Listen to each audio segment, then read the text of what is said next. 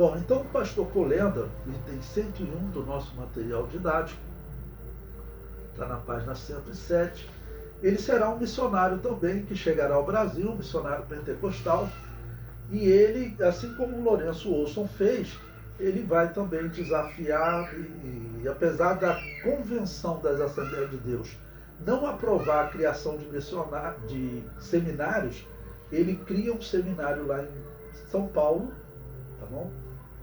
Enquanto o Lourenço Olson cria um seminário aqui no Rio de Janeiro. O seminário que ele criou é um seminário que ficou conhecido no Brasil, existe até hoje, o seminário de Pindamonhangaba, mas acho que hoje funciona só como curso à distância. Mas era um seminário que, inclusive, ele tinha internato, as pessoas podiam se internar lá para ficar estudando a Bíblia, e formou muitos missionários, né? Então, missionário Colenda, 1931 da era cristã. Colenda era filho de luterano e chegou ao Brasil em 1902, com apenas 4 anos de idade. Seus pais eram luteranos. Aqui tem uma escola bíblica formadora de obreiros na cidade do Rio de Janeiro, onde ele participou.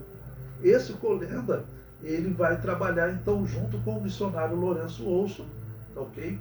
E organizar os seminários no Brasil. Só na década de 70 que as Assembleias de Deus vão começar a aceitar mais os seminários teológicos, né? Pastores famosos das Assembleias de Deus aparecem lá nas atas da CGADB, como o pastor Paulo Leivas Macalão, acho que não é antiético dizer, eu coloquei até no livro de teologia propriamente dita, que eu conto a história do ensino teológico no Brasil, o Paulo Leivas Macalão falando, seminário bom é do joelho, seminário bom é do Espírito Santo. Isso na década de 30 era o discurso, na década de 80 era o discurso, quando eu era jovem, na década de 30 muito mais, né? Ok? Mas depois todos mudaram.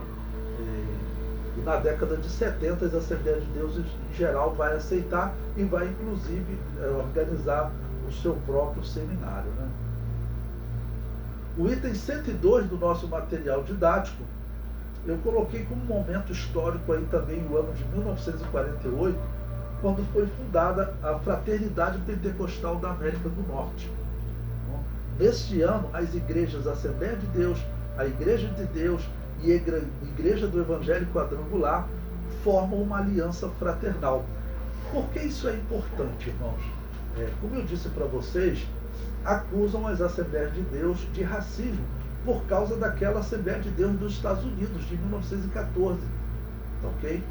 Pois nós temos aqui um exemplo, como a Assembleia de Deus no Brasil, ela não tinha ligação, nunca teve ligação com a Assembleia de Deus nos Estados Unidos.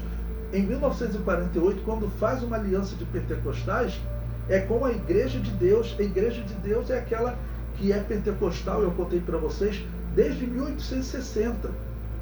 O William Seymour, ele foi obreiro dessa igreja pentecostal em 1890. Tá bom? E essa igreja, ela junto com a Igreja do Evangelho Quadrangular e a Assembleia de Deus, então formaram uma aliança. A Assembleia de Deus no Brasil. Ok? No item 103 do nosso material didático. Perseguição aos cristãos na China comunista.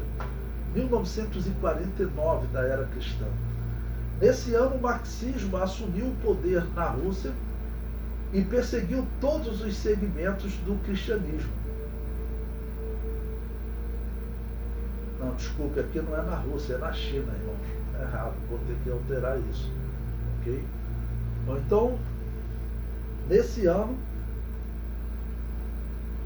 assumiu todo o poder na Rússia e perseguiu todos os segmentos do cristianismo. Bom, irmãos, eu vou ter que substituir esse texto aqui.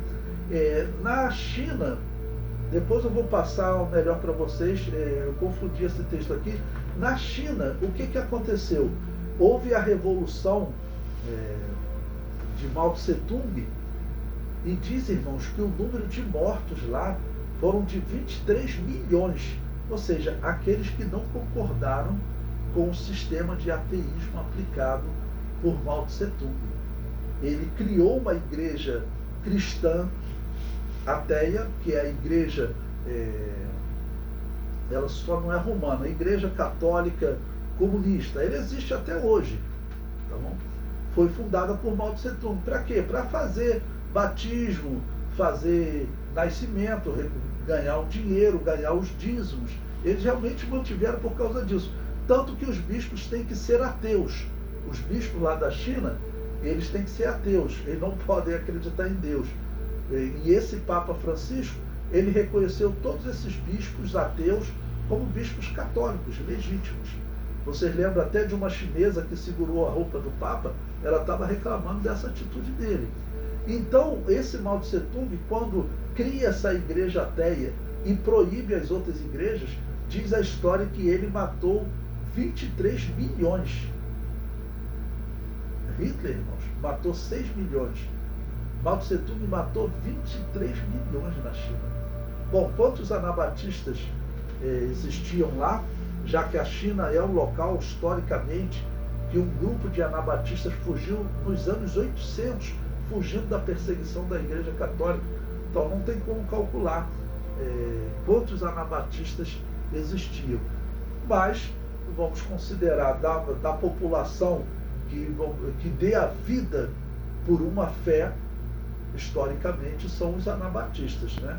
Mas nós não temos como saber quantos desses 23 milhões morreram. Morreram anabatistas, né?